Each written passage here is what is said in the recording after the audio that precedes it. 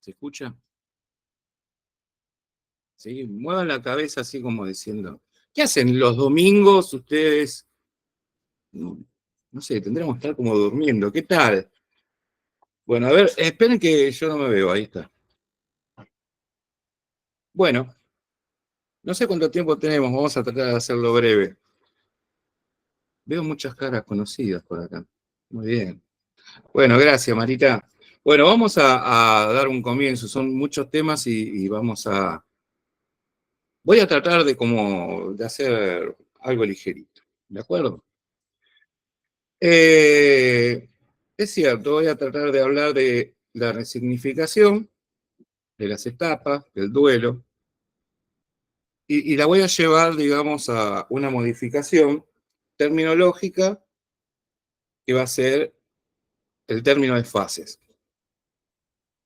Y bueno, para esto vamos a tratar de definir duelo, melancolía, depresión, un poquitito, para entender, bueno, cómo podemos prevenir el suicidio. Así que bueno, vamos a dar comienzo. Primero, o sea, considerando el duelo como un conjunto, ¿no?, de emociones y sentimientos que se vivencian como reacción, digamos, frente a la pérdida. Ahora, haciendo un análisis de todo lo que es el psicoanálisis, ¿no?, como psicología occidental, que de alguna manera ha llegado a toda Latinoamérica y Argentina, y poniendo en cuestionamiento algunas cosas, ¿no? Algunas teorías. ¿Es igual lo que se siente frente a la pérdida, por ejemplo, de una persona querida, amada? Ahí voy con lo primero, el concepto de amor, porque sé que a muchos de acá les gusta hablar de amor, por eso vamos a hablar de amor. Y además, si tuviera como una moneda, de un lado diría amor, y del otro lado diría dolor o muerte. Bueno, vamos a tomarlo así, ¿sí? Entonces, ¿sería lo mismo, sentiríamos lo mismo frente a la pérdida de una persona amada que frente a la pérdida de una abstracción, por ejemplo, libertad, patria u otro ideal? Esto es lo que postula Freud, ¿no? Y muchas personas creen en ello. Pero uno sabe verdaderamente lo que pierde. ¿Es algo que sabemos conscientemente lo que nosotros perdemos? ¿Lo podemos identificar? ¿Perdemos la persona o qué perdemos? O aparece como una especie de confusión, algo que no podemos explicar. ¿Qué perdemos? Si es el otro o el vínculo con el otro. Un poquito van a ser estas las cuestiones, ¿no? Cualquiera que sea esta respuesta que ustedes puedan ir pensando, pero un poquito más ahí, como que no me veo. Es un análisis de tiempos ancestrales, ¿no? Todas las civilizaciones y las culturas quisieron hablar de la existencia, entender un poco de qué se trataba la vida como existencia misma, y también sobre qué pasaba después, ¿no?, luego de la existencia. Buen día, saludos hacia todos. Bueno, voy a tratar de exponer brevemente este cambio que propongo de paradigma, fundamentado, digo, en una nueva cosmovisión, ¿no? Como, en tanto una evolución de la psicología, pero sobre todo de la psicología social, con lo cual voy a modificar el équero pichoniano, o sea, ese esquema conceptual de referencial operativo que nos dejó como legado Pichón, y a partir de ahí, ¿no?, voy a decir, o voy a tratar de exponer una epistemología convergente, y por lo tanto plantear una nueva psicología social, que es la evolución, que es la psicología social clínica, que no debe confundirse con la clínica de un modelo médico hegemónico, sino, como muchos de aquí la conocida, la clínica de la inclinación. No podemos intervenir de ninguna manera si no nos inclinamos hacia el otro y lo conocemos. Por eso uno de los nuevos conceptos, más allá de la cuestión transferencial y contratransferencial y de la distancia óptima que tanto hemos escuchado, es el de la cercanía óptima. Entrar para conocer y salir para intervenir, ¿no? Alfredo Moffat decía, corazón caliente para entender y mente fría para operar. Frases que uno va llevando, ¿no?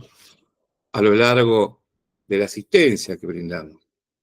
Entonces propongo, volviendo a este tema, pensar como en una unidad sintagmática, gestáltica, semiótica, que vamos a ir separando en estos minutos que tenemos, no sé cuánto es, unidad por unidad, significante por significante, ¿sí? Y luego, bueno, vamos a, gestálticamente, tratar de ver esto, ¿no? Que el todo justamente es más que la suma de las partes. Bueno, esa unidad, o sea, que uno lo presenta como inseparable en la cuestión del duelo, depresión, melancolía, es la siguiente. Amor, pérdida, desamor, duelo, depresión, en sus variables, y muerte. Entonces voy a comenzar por el primero, ¿no? El amor. Ahí veo caras que se ríen. ¿Cómo le gusta hablar de amor a ustedes? Qué cosa, ¿no? ¿Qué sería el amor? Bueno, nuestro aparato psíquico funciona de esta manera, es una fuente de energía, ¿no? Un quantum de energía que permite un funcionamiento correcto, ¿no? Y debemos tenerlo presente, ya cuando hablamos de cualquier instancia de prevención y de poder analizar también los vínculos y las historias de amor, si ustedes quieren, al menos en tres áreas que son observables, analíticas y críticas también, ¿no? En este sentido de una crítica dialéctica. El área 1 de la mente, ¿no? ¿Cuáles son los pensamientos? El área 2 del cuerpo, que es lo que nosotros sentimos, y el área 3 del ambiente. Es decir, qué es lo que nosotros hacemos, ¿sí? No hay manera de pensar en la prevención del suicidio una persona que dice, se me acabó la vida, se me acabaron los proyectos si no hacemos minuciosamente este análisis. Tengo un montón de hojas escritas, pero no las voy a leer. El tema sería el siguiente, si nuestro aparato psíquico funciona con una energía, esta energía funcionaría, digamos, libremente, en un sentido dinámico, pero en algún momento, ¿sí? Se va a ligar. Se va a ligar desde la antigua teoría a un objeto de amor. Bueno, eso ya hablar de objeto de amor determinaría ciertas cuestiones, porque pondría el objeto en el lugar de mi falta. Ahora vamos a ir con esto. Pero también nosotros proponemos que se ligue a un sujeto. Esta ligación es la que llamamos afecto. Es una investidura, ¿no? Una catexia energética, divinal, podríamos decir, hacia ese sujeto. Un proceso que se va dando en tres tiempos, ¿no? Y ahí vamos a ir poniendo cuestión de la pérdida. El primer tiempo se diviniza el objeto, o sea, se da, se brinda esta energía hacia el otro. En un segundo momento, si existe una pérdida, tendría en el proceso de duelo sano, en ese trabajo, volver a uno, fortaleciendo el yo. Ahí es donde se cierran puertas y ventanas y vos decís, no voy a amar a nadie más, ¿no?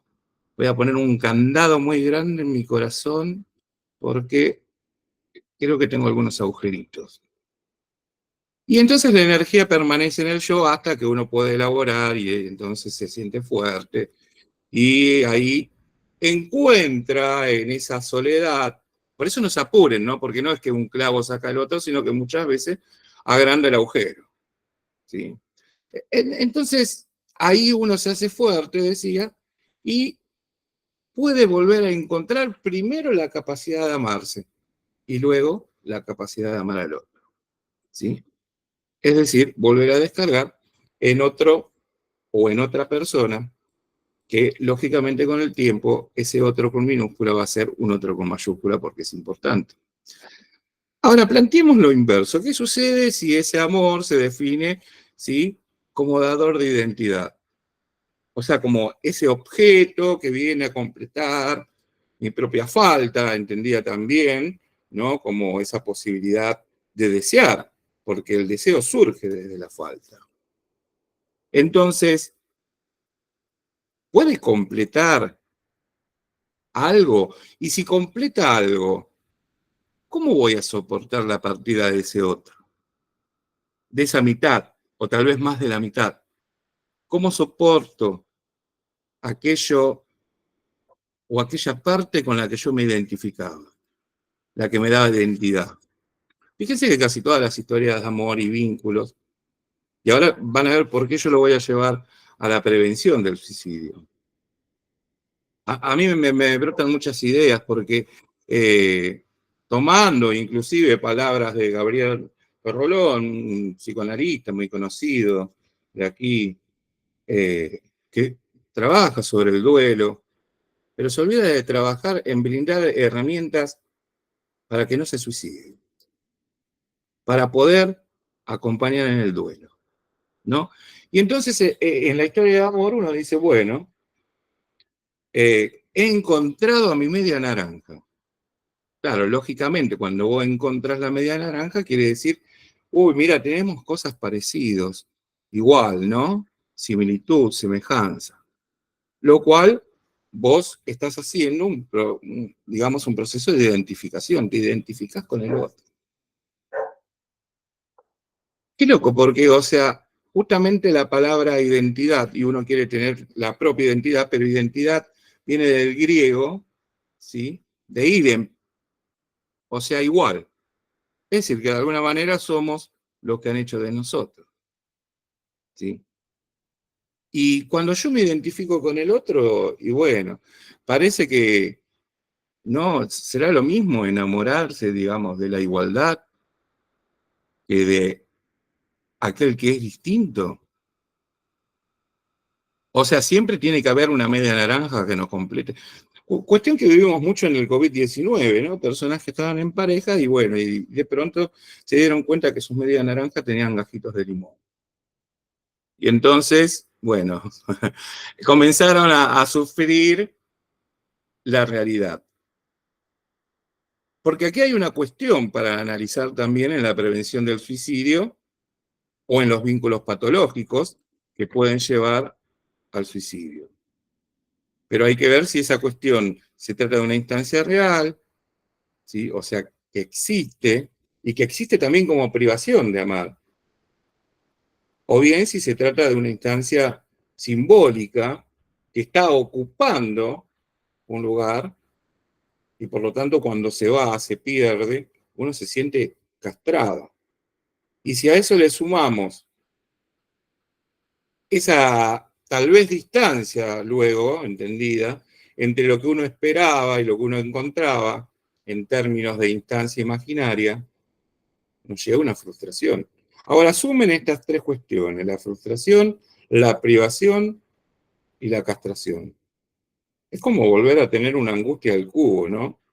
Que nos lleva a un estrés, escuchaba a la compañera y colega charlar, ¿no?, del estrés, como un exceso de ese presente que no coincide y que no coincide en un futuro, con lo cual nos genera una angustia más grande, que es la ansiedad, y con lo cual nos deprimimos y nos lleva a una angustia del pasado, porque antes seguramente era mejor. Entonces, bueno, aquí yo voy a plantear esta parte, ¿no? Esta cuestión que me interesa mucho poder llegar a una segunda unidad semántica, que es la de la separación, la pérdida, y es ahí donde nosotros entendemos el duelo, ¿no? Duelo como distintas definiciones de duelo, porque el duelo se hace de a dos, ¿no? ¿Se acuerdan? Vamos a retar a duelo, se decían antes, y uno, bueno, uno ganaba y el otro perdía. ¿qué gana y qué pierde? Siempre se pensó así, ¿no? Y duelo de dolor. Y lo que gana, lo que pierde es identidad. Fíjense en las peleas, ¿no? De duelo, que ya no son, ¿no? A matarse, pero bueno, qué feo es perder una pelea a la salida de la escuela, porque tus compañeros te hacen bullying después, ¿viste? Te dicen, perdí, ¿viste? Te van como echando, ¿no? Ya no pertenecés. Vos para pertenecer, ¿no? A este grupo que tenés que tener identidad, y la identidad tiene que darte cierta jerarquía de poder, ¿no? Ahora, voy a ir con esta cuestión y voy a ir profundizando sobre este tema de identidad. Porque si hablamos de suicidio, tenemos que hablar, ya voy a adelantar algún tema, de la decisión entre el yo como ego, como esta persona construida, ¿no? Tomando una tópica freudiana, de un nosotros que nos da justamente, que nos brinda la posibilidad de una identidad. Entonces, creo que ahí hay una cuestión, ¿no? Que hablaría también inclusive de los vínculos, de la conformación de vínculos sanos y de vínculos patológicos. Porque yo pienso que hay una cuestión acá de la identidad, ¿no? Y que tiene que ver con algunas cuestiones. Dos preguntas me llevan a pensar en la identidad y en la posibilidad de la deconstrucción de la identidad, que es peligrosa, ¿sí? La primera es, si la identidad nos ordena, como colectivamente dice, bueno, tenés que tener una identidad, entonces te ordena, o la identidad nos fija. Voy a dejar algunas preguntas, ¿no? Para que ustedes vayan como reflexionando. O sea, porque la identidad que me dieron mis viejos, porque soy lo que ellos me dieron, me ordenó para que yo sea. Pero también me fijó. Ejemplos de sociedades patriarcales. Hasta que uno puede decir, basta, hasta acá llegué. Me desidentifico, ¿no? Esto tiene que ver con la deconstrucción, con lo que sería dentro de lo esperable, para no usar más ese término de la normalidad que anda a saber quién lo puso, ¿no? Ni de una curva normal, ni de debido estándar, ni nada de eso. Ustedes elijan la respuesta y bueno, y la van a ir pensando. Dentro de esta cuestión, ya nos centramos casi a las estructuras clínicas, ¿no? Planteadas también por Freud, por la psiquiatría tradicional, de la neurosis, de la psicosis, que nos ponen estructuras clínicas como fijas. Pero en realidad, en estos tiempos posmodernos que nos atraviesan, las estructuras clínicas deben ser entendidas como dinámicas y móviles. Porque cualquiera puede estar dentro de una neurosis y por alguna situación determinante, ¿sí? O desencadenante, puede entrar a la psicosis. Y viceversa, con más trabajo, por supuesto.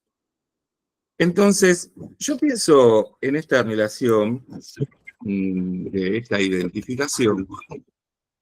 Y entonces piensen ustedes que me identifico de tal manera con la otra persona con la cual estoy haciendo esta pareja o este vínculo, no llegaría al tiempo real, ¿no? Porque hablar de vínculo sería, bueno, pensar en la construcción bicorporal, o sea, de dos personas, pero a la vez personal. Y ahí entro en una cuestión de la fantasía inconsciente y ver si hay coincidencia entre lo que yo espero de esa persona y lo que yo encuentro. O sea que la definición de vínculo, en donde todo se implica y todo queda complejizado, tiene que ver con dos personas de cuerpo, pero siempre con un tercero, que es ese tercero como portavoz de que tal vez no sea tu media naranja. No van a llorar ahora, espere, que recién comenzamos, ¿sí? Tampoco tiene que ser algo para que ustedes se sientan identificados justamente, ¿no? Ahora, yo amo tanto, ¿no? Me ha pasado a mí amar tanto a una persona, pero amar en el sentido de No, ni siquiera de compartir, sino de identificarme con esa persona. O sea, de que ocupe el lugar de mi falta. Y un día la persona no está, se va, se murió. Dice Freud, la sombra del objeto perdido cayó sobre el propio yo y lo secó. Y ahí viene una cuestión, que fíjense cómo yo voy analizando y voy hablando de la depresión, si quieren le ponemos un D-presión, que es esperable en un proceso de duelo, porque lo tenemos que vivir, lo cual nos va a llevar al razonamiento de fases ahora en unos segundos. Y la depresión no esperable, que conlleva una estructura melancólica, en donde aparece una instancia crítica del yo, que es el super yo, y se enfrenta, ¿no? Y diciendo, vos tenés la culpa, yo tengo la culpa, por mi culpa, por mi verdadera culpa. Y entonces empiezan los autorreproches, ¿no? Y el tema es el siguiente, porque yo tengo que hacer un trabajo de duelo, un trabajo que lleva tiempo, que se acomoda pieza por pieza, pero para trabajar, ¿qué necesito? Energía. Vuelvo de nuevo a lo mismo. Si yo he depositado tanta energía en el otro, y el otro se fue, me dejó sin energía. Por eso Freud explicaba. Ven que por un lado hacemos una crítica, pero lo traemos a los nuevos tiempos para entender. Y entendemos entonces las personas que se quedan sin energía, y sin energía no podés duelar, porque no podés hacer este trabajo, porque te sentís seco, porque en realidad la sombra que oscurece a uno, esa persona que se ha llevado a la energía, por eso ven cómo hago una diferencia también de Freud. No es lo mismo una abstracción, perder un auto, una moto, no sé, algo ligado también a la abstracción en términos de libertad o patria, porque ahí ya nos estaríamos metiendo en cierta estructura, ¿no? Como una neurosis obsesiva. ¿Yo puedo dar la vida por la patria? ¿O cuál es la representación de la patria? Porque también es la otra persona. ¿Doy la vida por la otra persona o doy la vida por lo que representa para mí? Lo cual nos lleva a esto, ¿no? Que en la depresión que nosotros tenemos es un proceso consciente que lógicamente puede influenciar el inconsciente. Pero en la melancolía, con estos autorreproches, todo proceso es inconsciente. Por lo tanto, la persona en la melancolía se culpa, esa culpabilidad, autoflagelación, ¿sí? Ya no hay más placer, ni siquiera hay el exceso de placer llevado al goce, sino que la única solución es el suicidio, porque se siente alienado, extraño de su propio mundo, ese que construyó, y hay una decisión, una ruptura, una fragmentación de lo que yo soy y de los otros. No necesito más de los otros. Y cuando uno queda en soledad, el único sinónimo que puedo encontrar en este momento es la muerte. Sí. Ahora, después no sé si vamos a hacer un espacio de preguntas, respuestas o leer. Si los leo, si leo lo que ustedes me están preguntando, o sea, mi mente se va. Los que me conocen saben que si me voy, no sé si vuelvo. Así que bueno, voy a tratar de leerlo.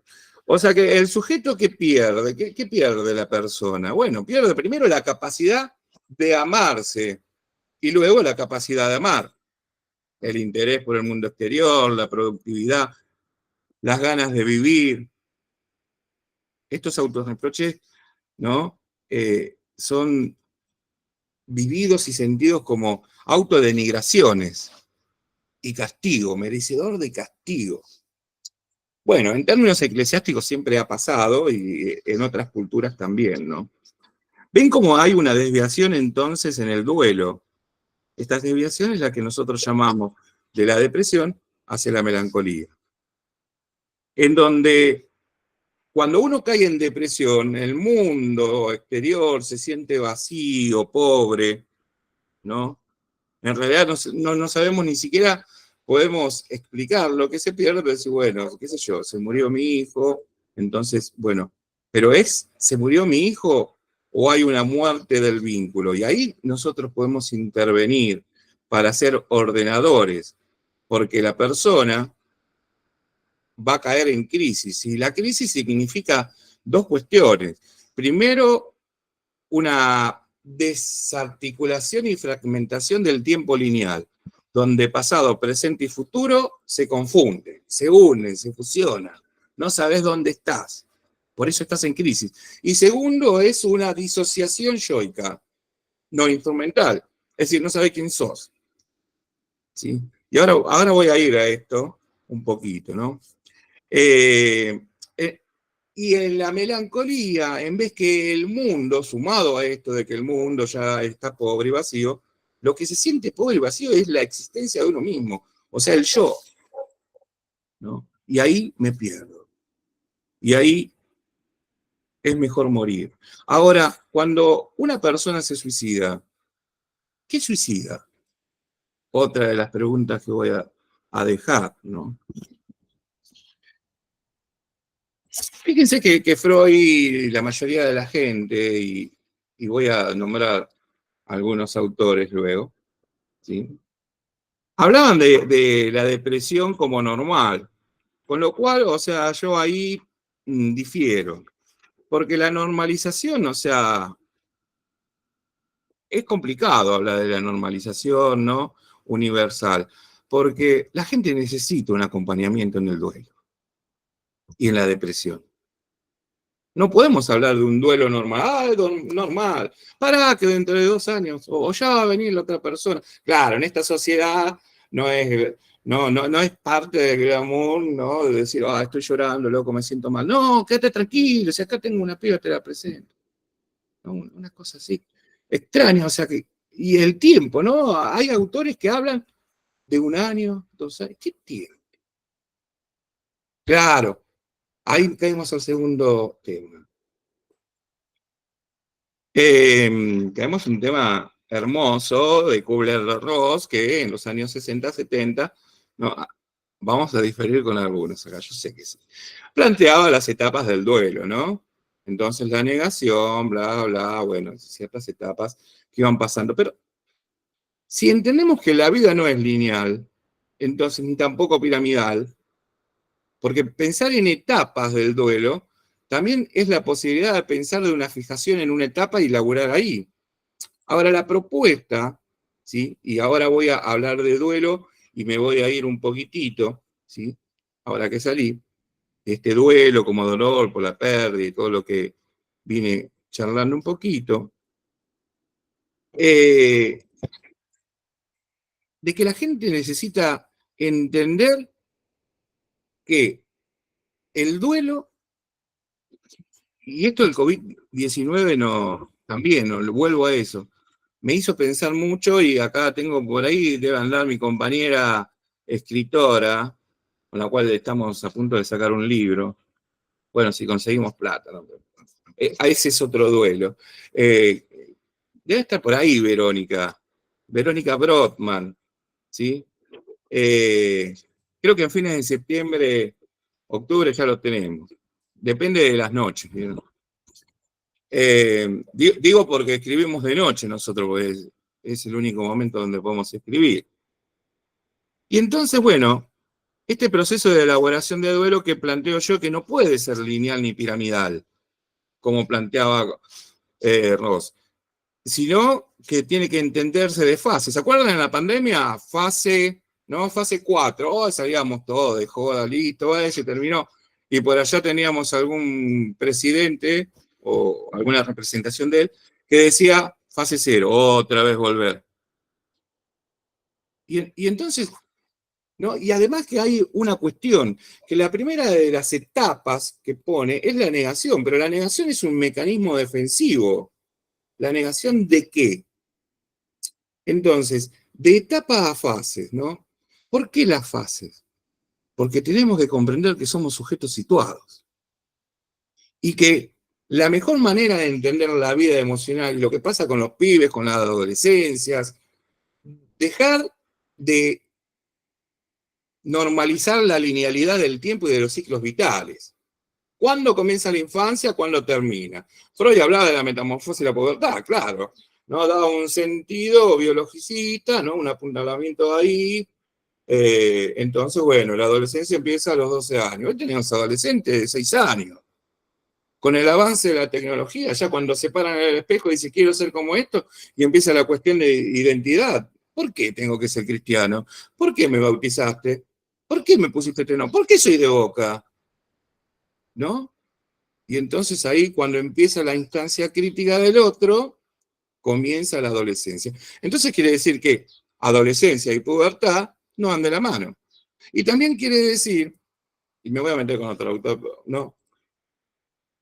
Alberasturi hablaba de muchos duelos de la adolescencia, pero en realidad, o sea, duelamos solamente aquello que amamos y aquellos que perdemos y que nunca más vamos a tener.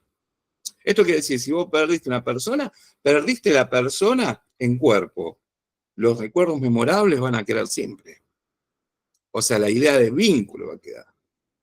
¿Sí? Por eso una de las intervenciones es, bueno, tratar de que uno se pueda despedir, ¿no? Cuando escribíamos las primeras líneas del libro, estábamos totalmente locos, ahora estamos más locos, poníamos a Cerati, por esto también que había pasado en el COVID. Decir adiós es crecer. Y aquella gente que perdió, que se murió y no lo pudimos saludar, no lo pudimos despedir. Bueno, eso es para otro día. Entonces no puedo poner la primera etapa, primero que no puedo hablar de etapas, sino que tienen que entender ustedes que son fases, es decir, bueno, vamos a suponer, bueno, hoy estoy bien, pasé por la depresión, ¿no? Y llegué a la aceptación. Me agarro un domingo como el otro día, con lluvia, ¿no? Y justamente aparece Alejandro Sanz cantando Mi soledad y yo, ¿no? Y te suena un mensajito del Face y aparece la foto de ella. Es un bajón, loco. ¿Entendés? Y entonces vos decís, oh, había aceptado, pero ahora volví. Hice como una regresión. Y claro, ahí entienden ustedes por qué son fases. Porque hoy podemos estar bien y en 5 minutos podemos volver. Pero lo importante es poder hacer este giro, ¿no? Poder proseguir.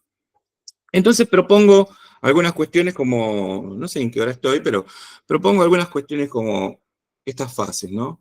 Entender las fases y que no hay fijación. Si hay fijación, vamos a hablar de distintos tipos de duelo. Y nos vamos a dar cuenta por el relato de las personas. Por ejemplo, si hay un duelo que es bloqueado, entonces ahí en la prevención del suicidio, venimos ahí, ¿no? Bueno, tenés un duelo bloqueado, o sea, vos vas a negar la realidad, vas a evitar realizar todo clase de trabajo. Tenés bloqueado tanto cognitivamente como emocionalmente. Y comenzás a tener conductas con predominio inconsciente, ¿no? Linda frase. Después tiramos una teoría de las 3T, que no son las 3D pichonianas, sino las 3T de Mario Cañola.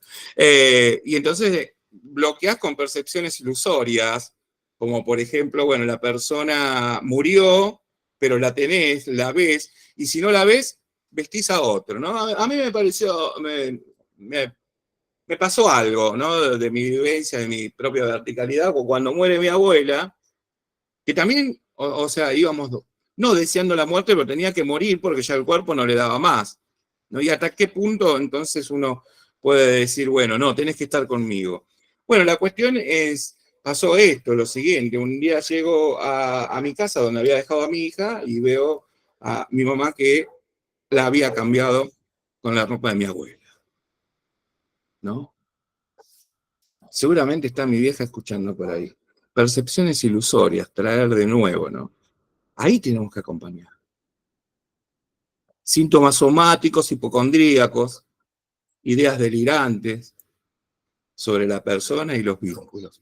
Eso es un duelo bloqueado. Tenemos que tratar de dar herramientas a las personas para que puedan desbloquear, como los celulares. ¿De acuerdo? Porque si no es muy fácil hablar de suicidio, poder hablar, qué sé yo, de muerte, pero ¿qué le ofrecemos a las personas? Hay que ofrecerles instrumentación y un trabajo introspectivo también, ¿no? Que puedan dar cuenta a ellos y no, para, acá hay algo, ¿no? Estoy momificando a la persona. En Estados Unidos pasa muchísimo esto. Por ejemplo, se bloquean los duelos en un proceso de momificación, en donde queda, por ejemplo, si pierden un hijo, queda esa habitación totalmente equipada como cuando se está el niño, como esperando que el niño algún día vuelva. ¿Lo vieron esto alguna vez, no? No, pues por ahí estoy chamullando. ¿Vieron? Entonces, bueno, es muy jodido, ¿no? Después los duelos se pueden ir complicando también a partir del bloqueo, porque comenzás con síntomas, ¿sí? Ahí no voy a definir lo que son los síntomas, pero vamos a decir síntomas vivenciados, que son cada vez más constantes, que se tipifican y se cronifican, ¿no? Y entonces siempre hay conductas de riesgo ahí, con mayor intensidad, llegando entonces a un duelo patológico, ¿sí? Que básicamente sería un duelo que no está resuelto. Bueno, voy a hablar un poquitito, para no irme, de por qué esto debe ser pensado como fase y no como etapa. Primero, por más que uno diga, bueno, como dije yo, se tiene que morir tal persona porque es una injusticia que esté así, el día de la muerte se presenta como un estado de shock. ¿Qué quiere decir? Un choque emocional. Una bivalencia y ambivalencia del sentir, del pensar y del hacer. Estas tres áreas que nombré hoy. Ese choque emocional a mí me va a llevar, fíjense que vamos a poner que esto es la fase 1, choque emocional. ¿Sí? Ese choque emocional, si no es acompañado, si no es contenido, se transforma en una crisis. Una crisis donde la ambivalencia del sentir, sobre todo, dura de 24 a 72 horas. Por eso es importante la intervención en crisis. Porque si uno no interviene en la crisis, entonces, con el correr de los tiempos, de 4 a 6 meses, se transforma en trauma. Y entonces, si los turnos que están dando ciertos psicólogos, me voy a meter un poquito con hospitales públicos y privados, y bueno, porque también es la modernización a partir del capitalismo y neoliberalismo, ¿no? De ser paciente. Pero ¿no entendés vos que uno ya no es paciente, sino que está desesperado? Y el que desespera no espera más, no quiere esperar. Yo anoche fui con mi hija para que la atiendan porque se estaba muriendo del dolor y me dijo, tenés una demora de 4 horas, pero escúchame, me está muriendo acá. Tenemos 2.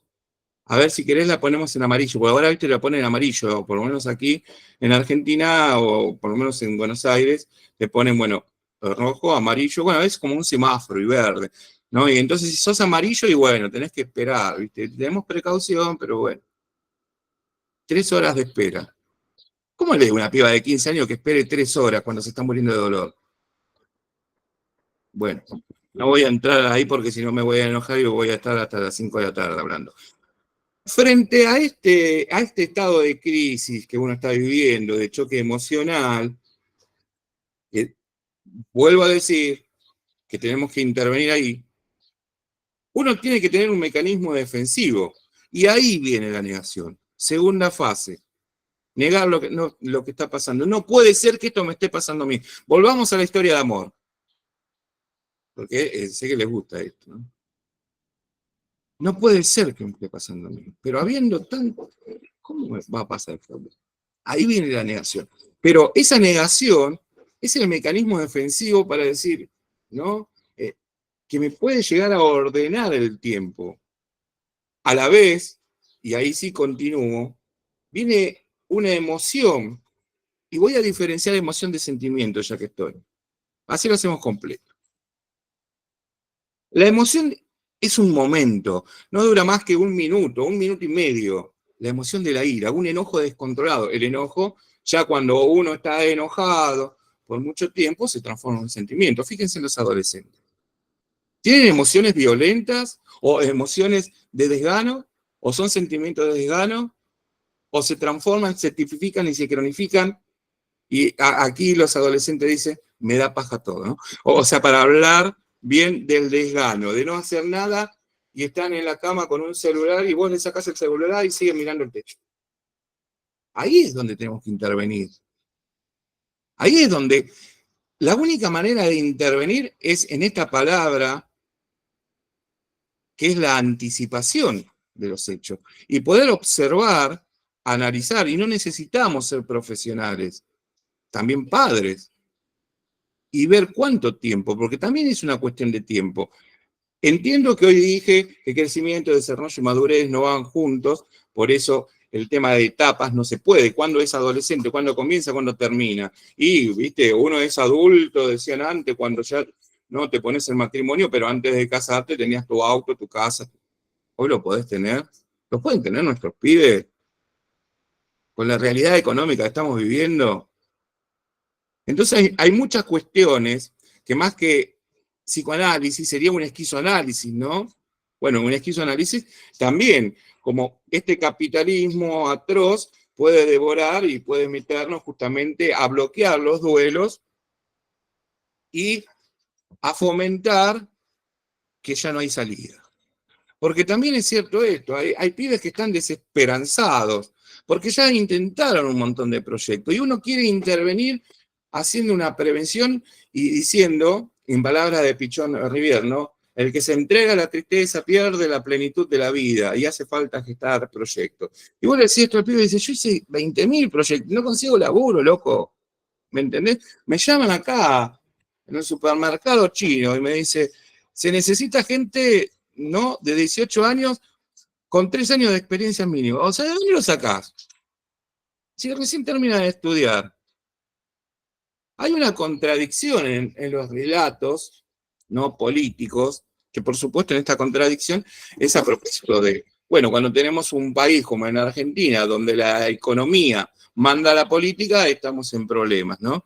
Y en Latinoamérica sobre todo. Bueno, para los que son tal vez de Europa ya han pasado por este proceso y por eso viven con nosotros. Eh, pero bueno, la ira, la ira, el enojo ese descontrolado, ¿no? Y ahí viene una parte en donde podemos volver a ser sujetos, sujetados al deseo, sujetarme a algo, sujetarme a una creencia. Nadie tiene derecho de decir al otro si cree o no que está en lo incorrecto. Todos necesitamos creer en algo. Esa fase es la negociación. Para los compañeros que no son de este país, le digo, el argentino es medio así, ¿no? Nosotros somos medio profanos, ¿no? Y científicos a la vez, y entonces somos capaces de, inclusive, de creer en Dios, saber todos los mandamientos, ir a la misa los domingos y prenderle una velita a Gauchito Gil. Y eso es hermoso. Lo cual nos lleva también a un grado cultural de confusión, ¿no? Es decir, científicamente sabemos que andamos mal del estómago y compramos una buscapina. Bueno, ya no vamos al médico, sino vamos con el farmacéutico amigo, que es mejor. Pero también le decimos a mi vieja que me cure el empacho. Entonces, no desestimar las culturas, ¿no?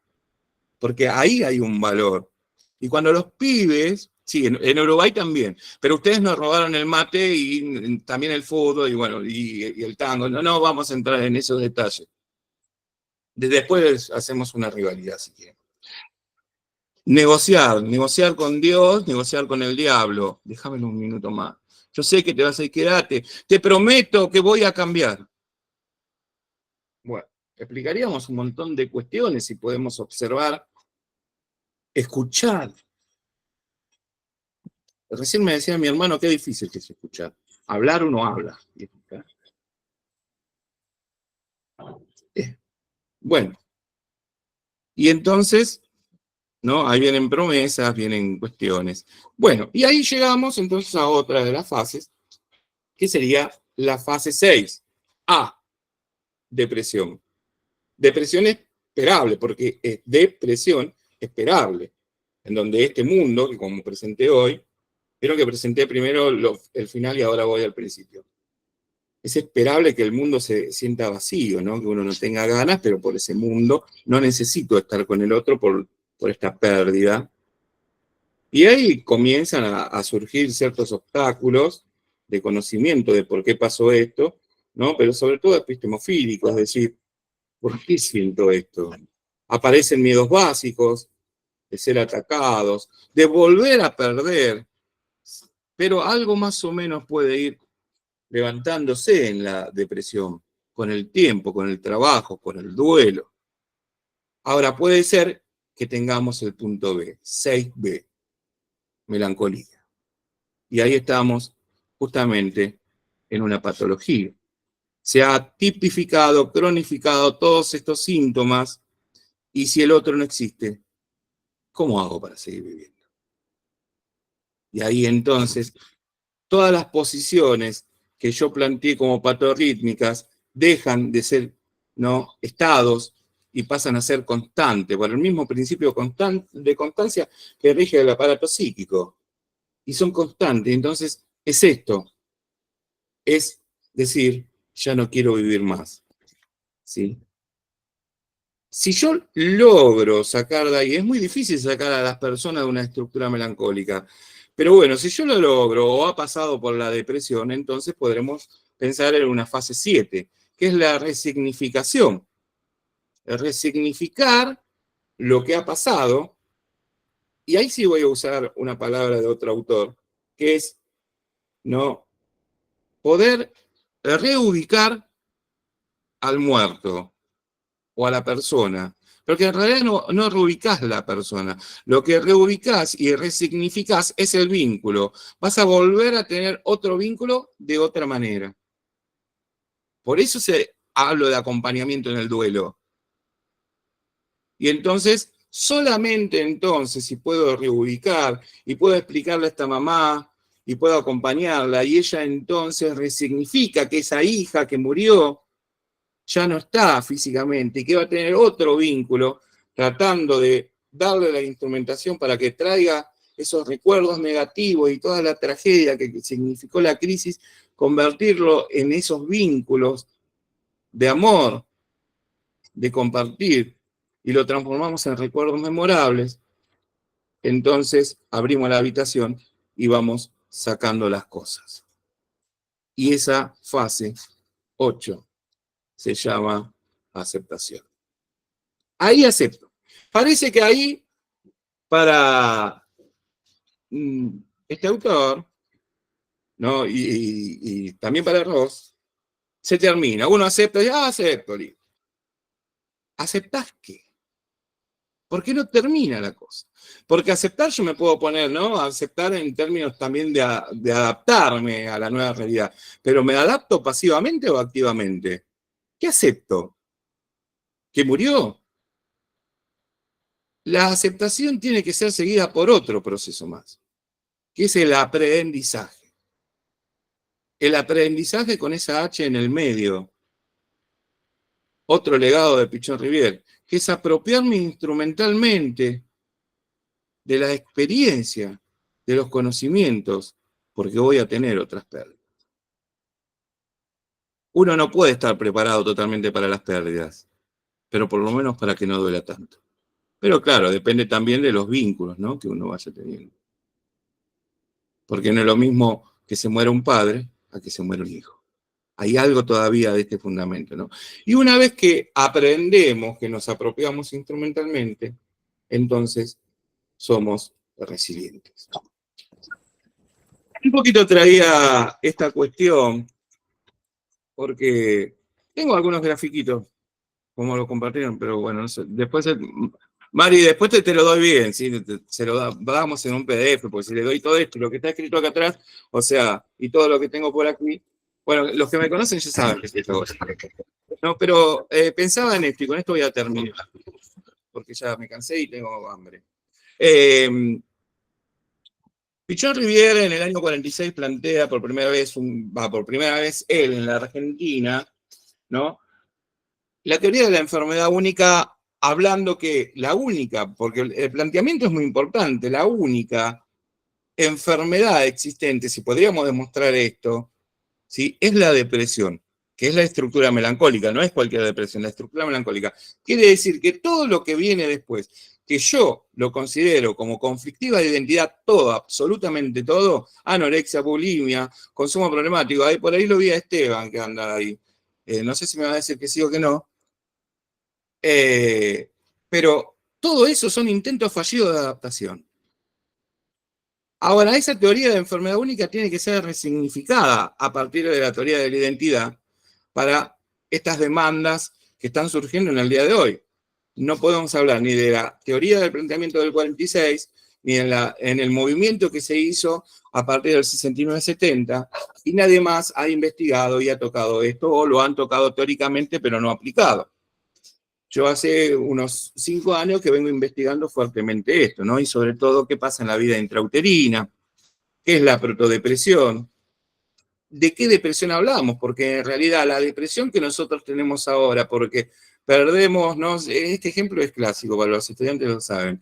Alguien que pierde un colectivo y se da la cabeza contra la garita del colectivo, lógicamente vuelve a decir, che, estás bien loco, no por perder ese colectivo, pero esa situación desencadenante hace que sea una depresión regresional a las pérdidas no elaboradas de la depresión de la infancia, por ejemplo, que son depresiones de desarrollo. O más aún, a la protodepresión, que es la depresión del nacimiento en donde uno se siente totalmente indefenso.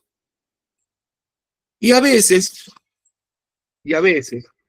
la manera preventiva del suicidio, ¿sí?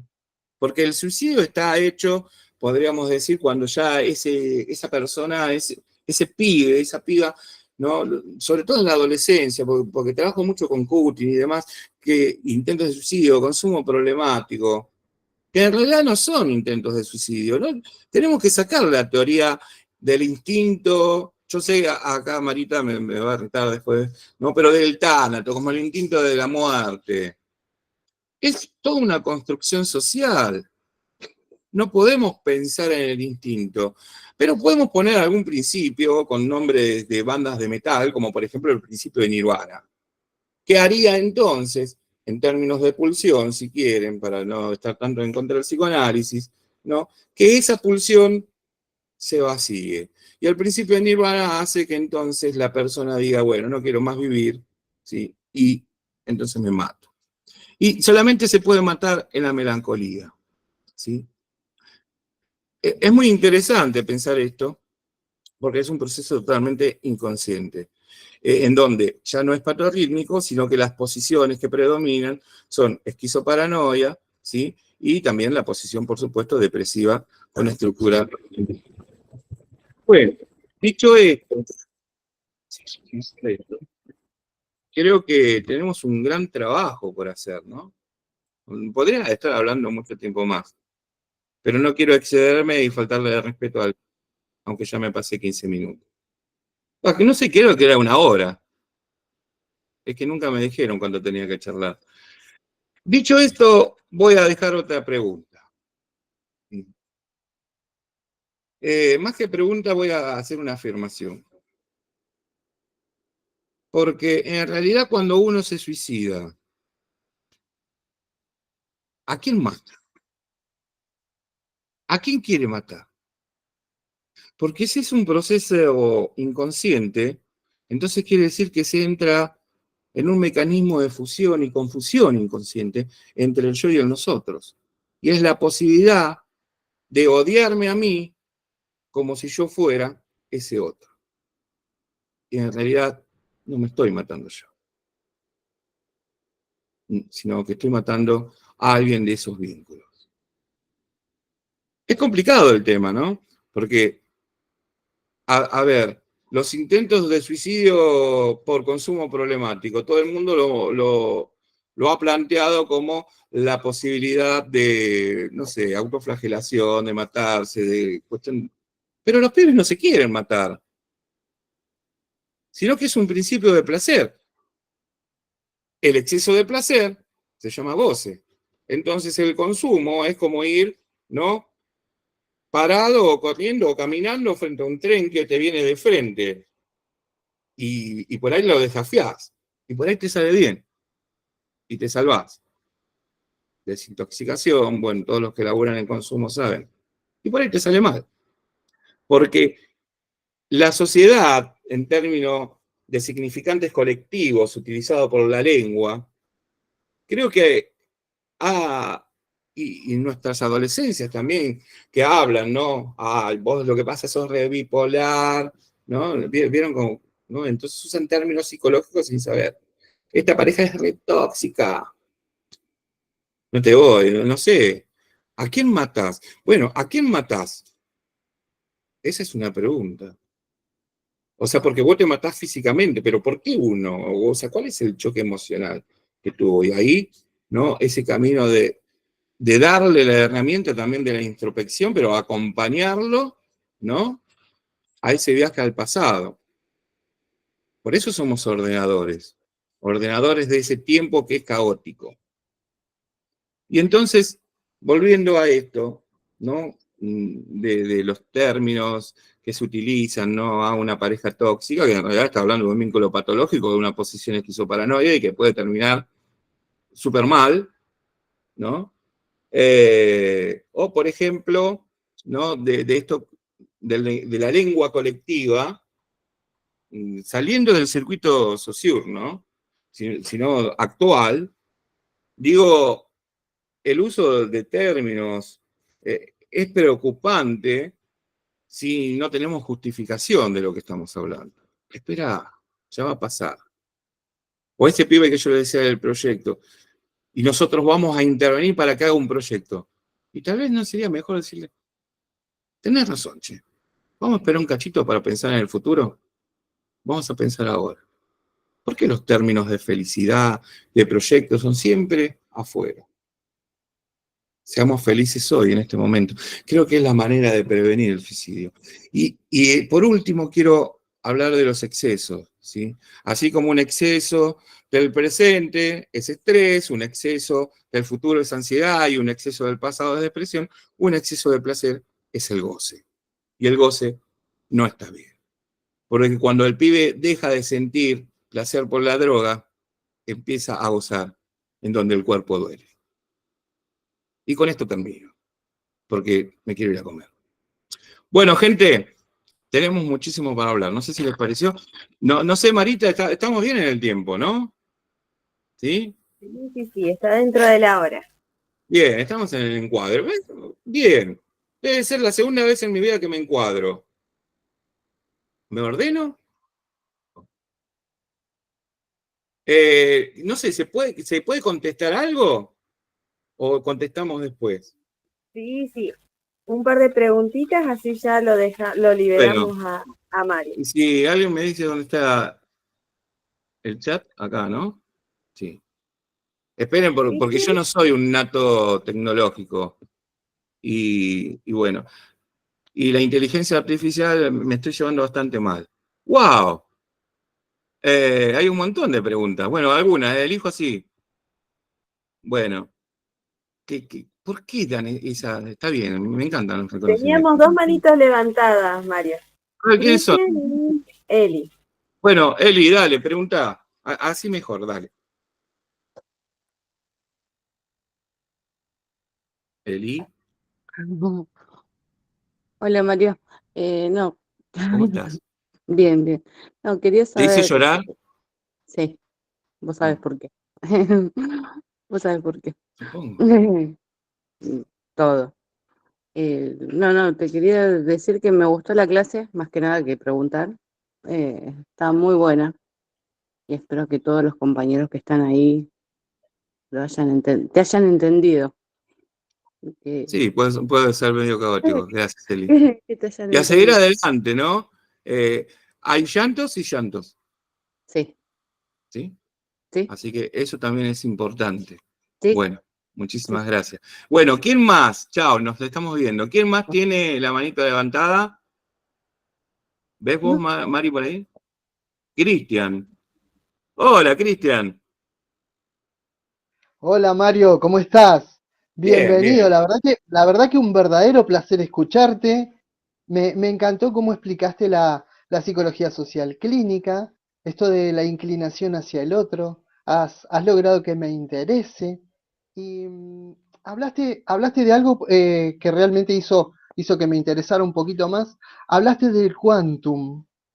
Y eso me hizo recordar, porque en algún momento Alfredo Moffat hablaba de Freud y de sus ideas y que Freud nos lleva con la escalera hacia el sótano, hacia el pasado. Alfredo con Pichón eh, se dan cuenta que en el sótano está la escalera hacia el futuro y se van para el futuro. Y Mario Cañolas nos trae otra vez al presente y, y al aquí y ahora. Y yo, sí, está Mara nos está. Y yo creo que Mara después nos vaya, te cuento, Mario, que hay más para ver y porque Mara nos va a llevar hacia adentro con esta teoría de los vínculos cuánticos. Y hay mucho para aprender esto de la construcción y cómo vamos aprendiendo unos de otros y cómo nos vamos formando y cómo vamos creciendo. La verdad es que me encantaría, propones un debate siempre y la verdad es que está genial esto de lo que haces, dejar las preguntas y que nos las respondamos nosotros mismos. Es fantástico, me encanta. Eh, Me encantaría que podamos tenerte más tiempo y como decís vos, tenemos para horas y horas de debate.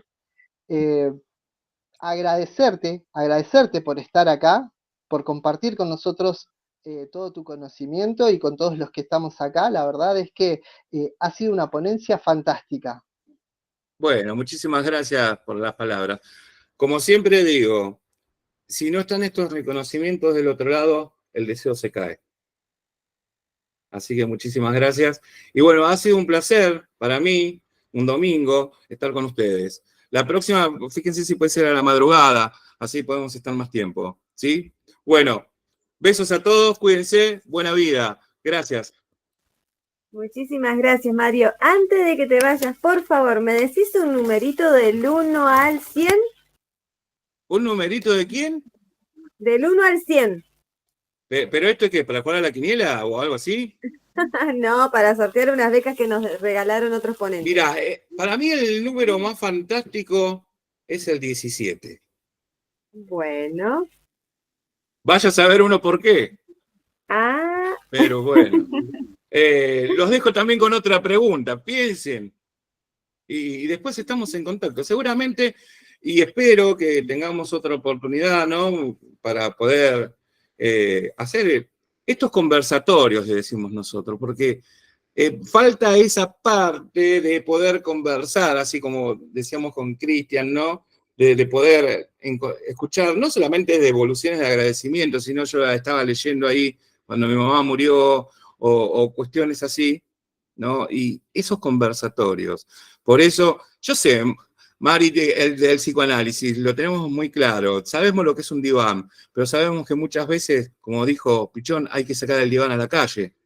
Por eso la gente necesita escuchar, ¿sí?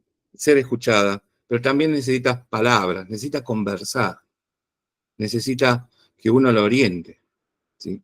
Y entonces, prevención del suicidio como anticipación es esto. Contame qué te pasa, cómo estás hoy, aquí, ahora, conmigo. Chao. El 17 a Muchísimas la gracias. cabeza, Mari, por favor. Nos vemos. Chao, chicos. Perfecto.